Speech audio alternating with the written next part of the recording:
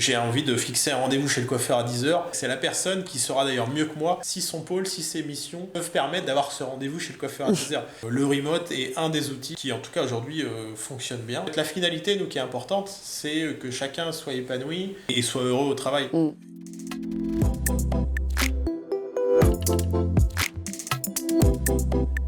Si tu étais une patate, comment souhaiterais-tu être cuisiné ? J'aimerais bien être une chips. Parce que la chips, pour moi, c'est la convivialité. C'est l'heure de l'apéro. Côté craquant, croustillant. Alors, cite le nom d'un film, d'une série ou d'un livre qui, selon toi, mériterait une suite. Elle est pas facile. Elle est pas facile. J'avais bien aimé à l'époque Game of Thrones, mais la fin un peu moins. Donc, j'ai beaucoup aimé la dernière BD de Jean-Marc Jancovici, de Un monde sans fin. J'aimerais bien voir ce qu'il va publier d'ici quelques années. Pourquoi pas ? Je serais curieux de voir ce qui va sortir. De voir sa vision du futur. Exactement. Allez. Donc, Joanne, déjà, je suis très contente de pouvoir échanger avec toi aujourd'hui. Donc, toi, tu es le cofondateur des Petits Culottés, donc une start-up qui produit et qui livre sous forme d'abonnement des couches et du lait infantile depuis peu, bio-écologique et 100% français. Donc, vous êtes une start-up qui, aujourd'hui, vous êtes 8 employés, situés en France, à Paris. Et vous avez été créé en 2019. Vous êtes une entreprise qui a choisi d'adopter un modèle remote first et j'ai hâte que tu m'expliques le fonctionnement. Du coup, rentrons dans le vif du sujet. Déjà, j'aimerais savoir, de manière générale, ce que tu penses du remote. Alors, le remote, pour moi, effectivement, c'est pas une fin en soi, mais c'est une manière différente de travailler qui a pris... on va dire médiatiquement beaucoup d'ampleur là pendant le Covid, parce qu'en fait du jour au lendemain tout le monde s'est retrouvé en remote, souvent un peu subi parce que pas forcément très bien préparé, parce que ça a été très soudain. Nous, c'est un outil de liberté qui est incroyable. C'est pas une fin en soi, parce qu'effectivement l'organisation telle qu'on a, que je vais te décrire aujourd'hui, est-ce qu'elle sera identique dans le futur ? Probablement pas. Je sais pas encore quelle vision, quelle organisation elle aura, parce qu'on va s'adapter aux personnes, parce que c'est de l'humain, donc c'est des personnes finalement qui travaillent au quotidien. Et l'objectif, c'est de leur fournir un cadre de travail qui soit optimal pour chacun d'entre eux, pour qu'ils se sentent le mieux et qu'ils délivrent le meilleur d'eux-mêmes dans le travail au quotidien.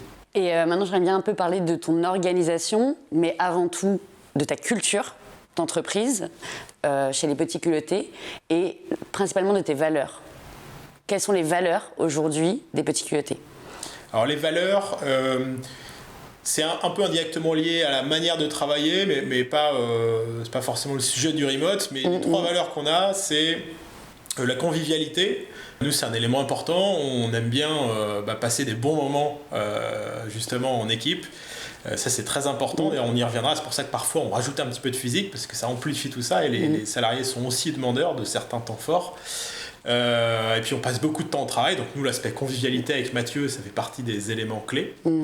L'autre élément, c'est l'originalité. Aujourd'hui on est sur des marchés, les couches pour bébés, le lait infantile, où en face de nous on a des concurrents qui sont des mastodontes, donc si on fait la même chose qu'eux, globalement peu de chances que ça marche. Et le troisième élément, c'est la performance, parce que on a un cadre de travail qui est relativement original, flexible, on aime bien la convivialité et en même temps on aime bien aussi finalement entre guillemets s'impliquer, s'engager à fond dans les valeurs qu'on défend à travers les Petits Culottés.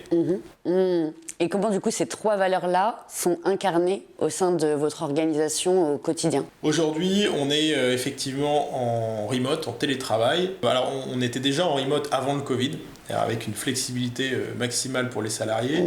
Le Covid a fait qu'on a été 100% en remote, sans pendant plusieurs mois avoir la possibilité de se voir physiquiquement. Ça a créé des frustrations chez la plupart des salariés de ne pas se voir en physique, en vrai. Ils adoraient la liberté de travailler de chez eux, mais au bout d'un certain temps, il y avait un manque quand même de lien physique. Donc on a structuré ça, on s'est dit ok, à la demande des salariés, on a travaillé tous ensemble, des collaborateurs, pour se dire ok, le 100% remote finalement, vous appréciez, mais vous appréciez également les moments physiques, donc on va l'organiser dans l'année.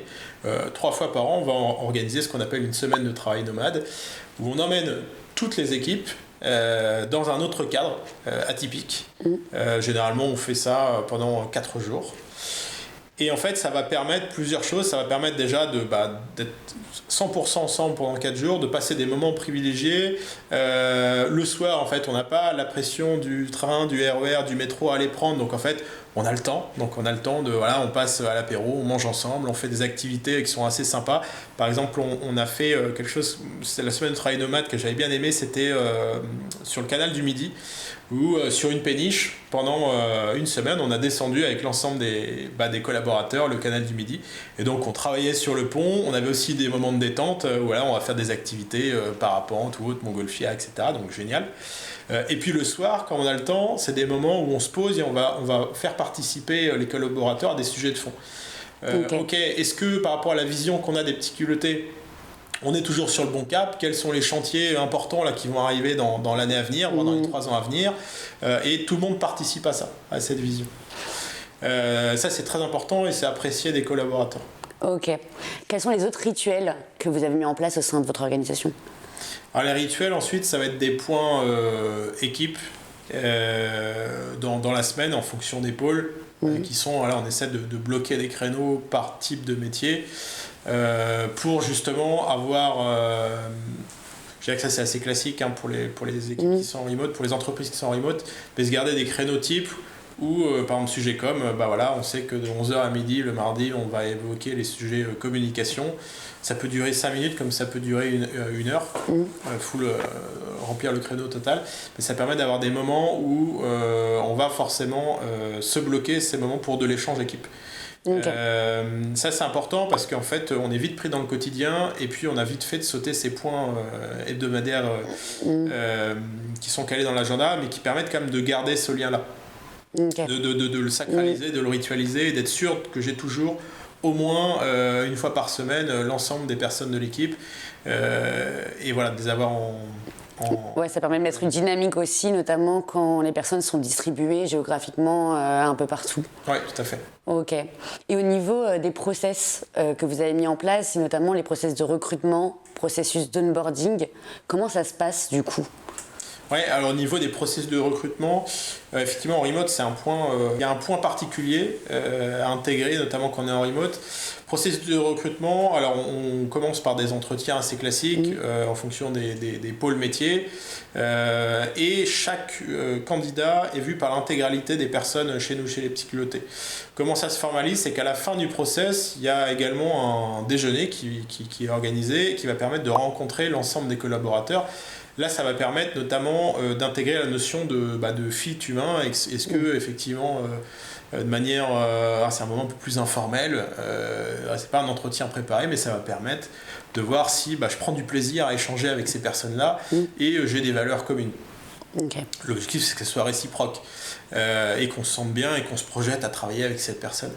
Et puis l'autre élément, c'est il faut avoir un point d'attention particulier. Le remote, c'est super, mais ça ne correspond pas forcément à tout le monde. Tout le monde n'est pas forcément adapté à être à 80% télétravail.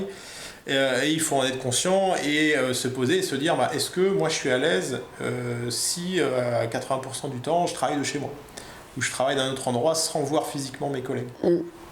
Et ça, c'est une vraie question à se poser. Et on met les candidats en échange avec les collaborateurs actuels pour avoir leur ressenti. Parfois, il y en a justement, ça a été un sujet en intégrant la société, où ils se sont dit qu'ils avaient des craintes sur le sujet qui ont été après dissipées parce qu'ils ont mis en place des choses justement pour faire en sorte de se sentir bien dans cette organisation-là. Et après, il y a effectivement la phase d'onboarding, où là, ça nécessite pour les personnes qui vont être... par exemple, une personne qui est dans la logistique, au départ, le responsable du pôle logistique va passer un peu plus de temps en physique avec la personne qui vient d'intégrer l'équipe. Parce que forcément, les premières semaines, si vous êtes 100% en télétravail, ça peut être complexe, notamment pour si vous avez des profils un peu plus juniors, monter en compétences rapidement. Donc, ils vont peut-être pas se voir que le jeudi, ils vont se voir aussi peut-être le mardi et le lundi, par exemple, au bureau. Là, c'est vraiment du cas par cas.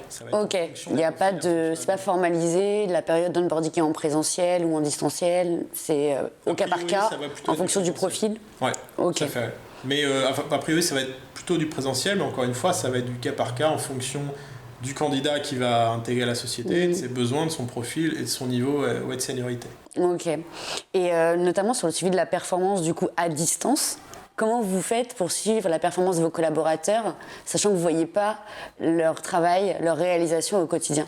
Alors c'est assez simple, en fait on est des petites structures, finalement on fabrique des couches et du lait infantile, on le livre aux parents, chacun est responsable vraiment de son pôle, de son périmètre, et s'il y a un pôle effectivement qui fonctionne un peu moins bien, on va le voir tout de suite. La logistique, si y a des ruptures, si la livraison ne se fait pas, on est en contact en direct avec les clients. Aujourd'hui, on est un peu plus de 60 000 parents qui sont abonnés. J'ai besoin des couches le mercredi. Si je ne les ai pas le mercredi, généralement sur les réseaux sociaux, ça va commencer à s'entendre. Du coup, c'est surtout du management par les objectifs, où vous allez analyser surtout le résultat plus que les moyens pour y arriver, si j'ai bien compris. Ouais, c'est un peu ça, parce qu'en fait, donc on définit vraiment des fiches périmètre de poste très clairs, des objectifs clairs également à atteindre. Et c'est un peu l'idée aussi de la confiance, c'est-à-dire qu'on se dit ok, on va faire une formation, une période d'onboarding assez étoffée, et puis dès qu'on va le sentir, petit à petit, on va faire on va déléguer finalement des responsabilités et des pôles entiers de manière autonome à la personne, ce qui fait qu'en remote, vous pouvez tout à fait travailler de cette manière-là. Et on n'est pas effectivement à badger, dire tu dois travailler même de chez toi de 9h à 18h, non, peu importe, c'est-à-dire qu'il y a des résultats à atteindre qui sont en partie collectifs. Et puis on voit où la personne en est, justement, si elle arrive à délivrer les objectifs qui sont définis. Ok.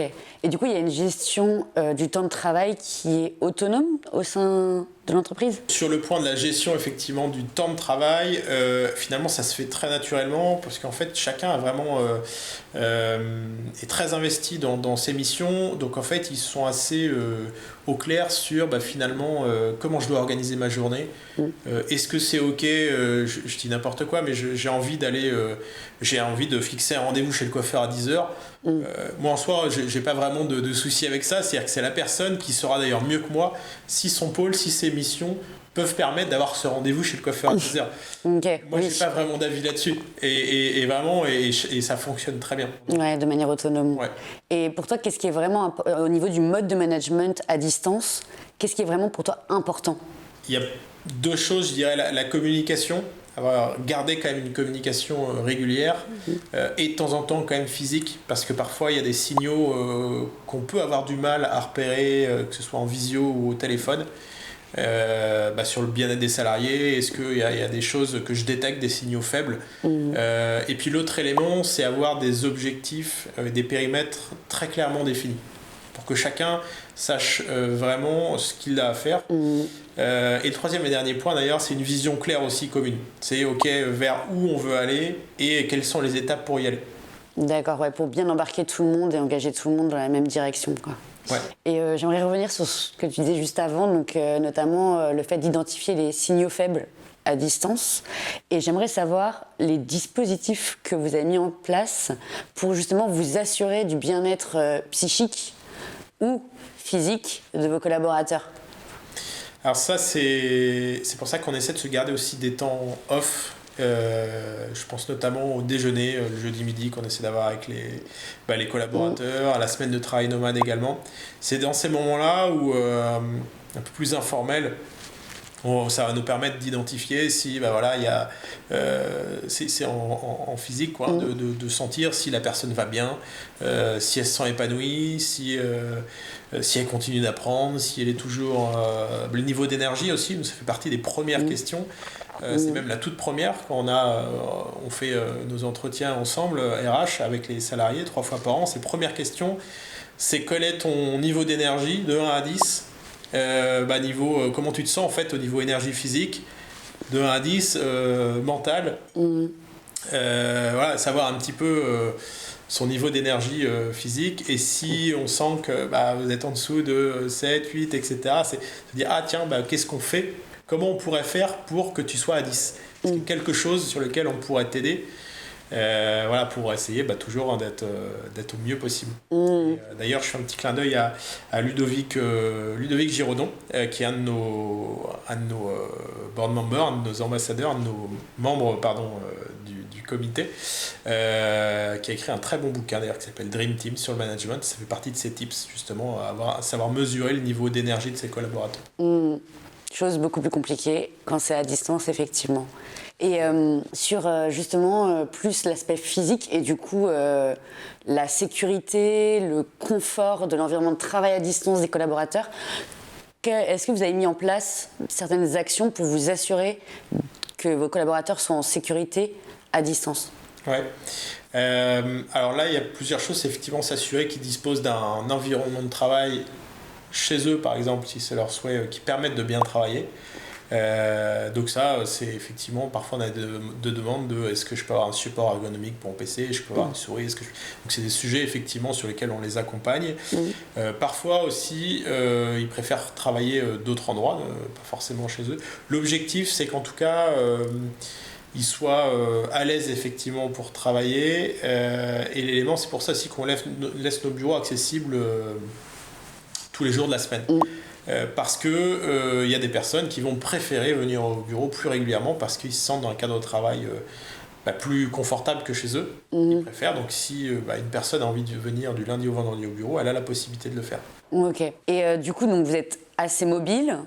Comme je disais, vous pouvez prendre le train, vous pouvez vous déplacer quand même à minima en France. Comment tu t'assures de la sécurité des données, de la confidentialité des données de manière générale? Ouais, c'est un vrai sujet. On a travaillé dessus avec la partie, notre prestataire IT et également avec notre prestataire sur tout ce qui est risque cyber.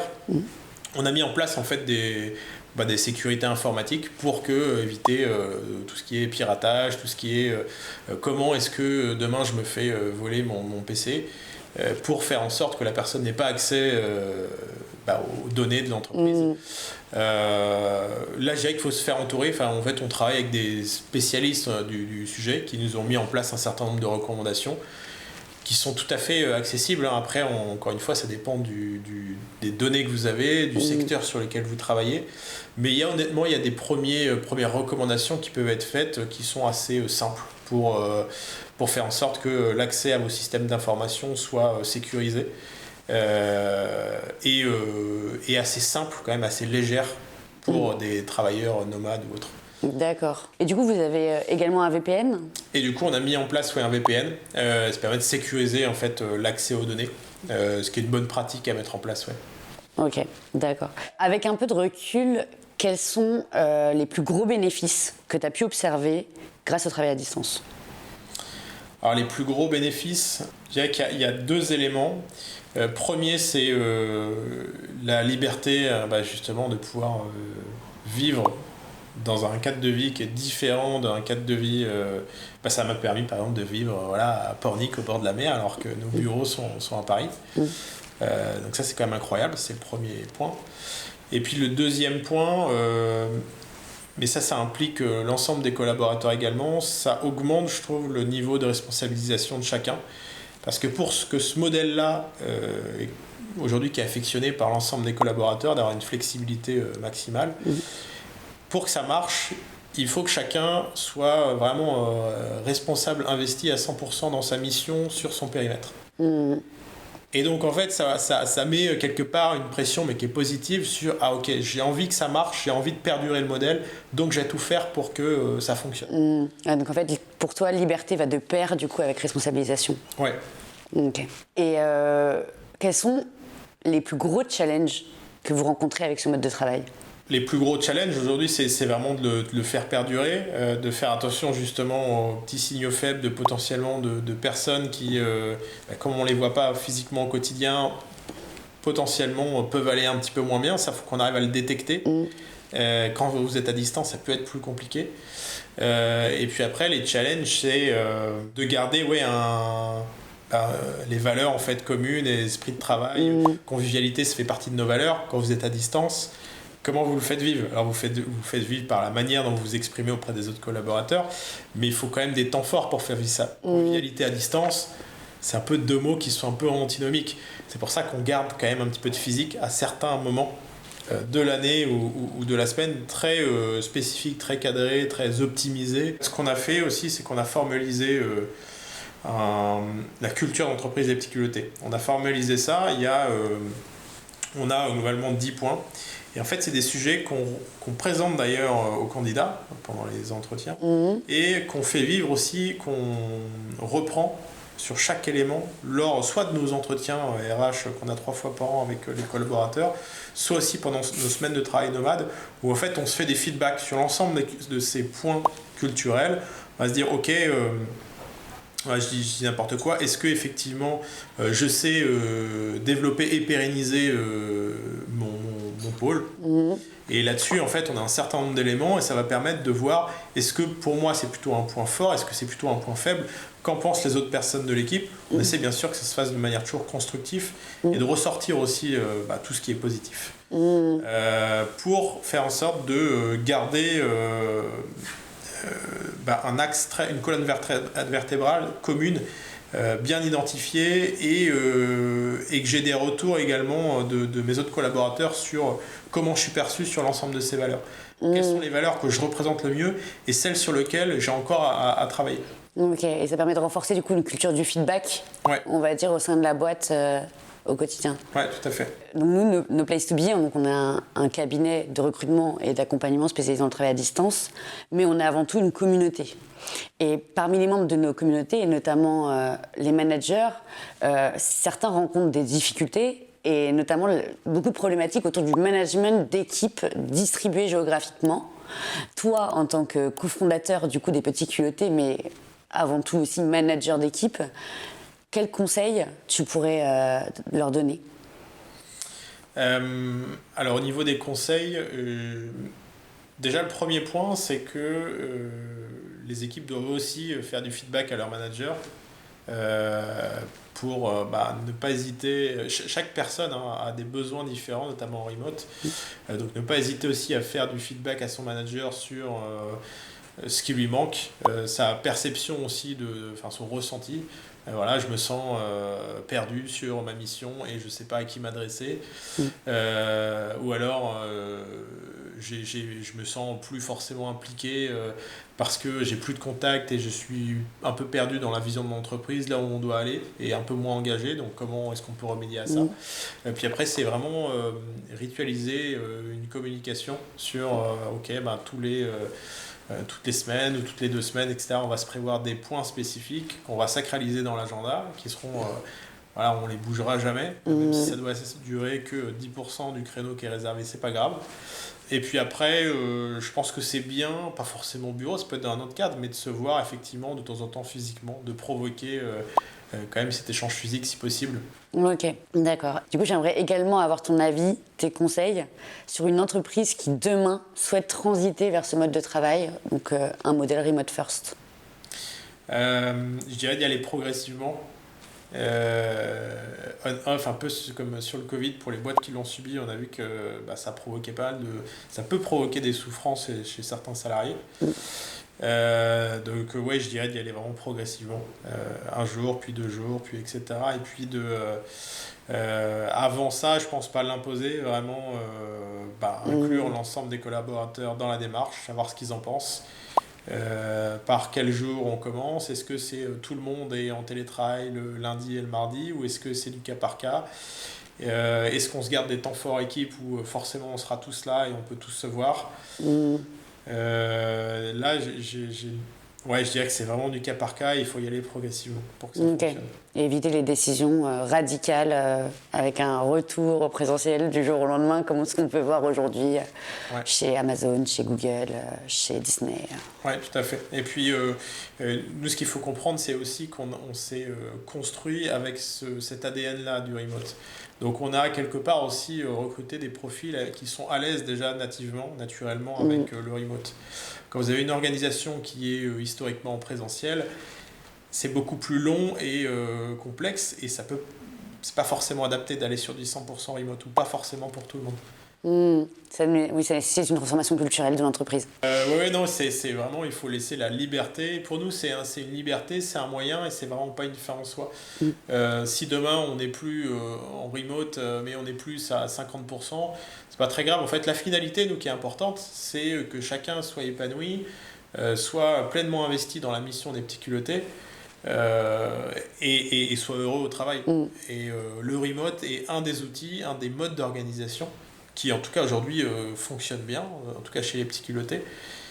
Demain, je sais pas, ce sera peut-être adapté différemment. Alors, une citation ou une devise qui t'inspire. Là, ce serait une citation de Nelson Mandela. Je ne pourrais pas te donner l'année, mais la citation, c'est la suivante, c'est je ne perds jamais, soit je gagne, soit j'apprends. Déjà, elle est courte, donc moi j'arrive à la retenir. et puis, je trouve qu'elle s'applique plutôt bien à l'entrepreneuriat. Et puis aussi, quelque part dans le remote, il faut être un peu entrepreneur aussi pour que ça marche. Il faut être un peu owner, entrepreneur, responsable de son périmètre. Et ouais, je trouve que ça s'applique bien. Ouais. Merci.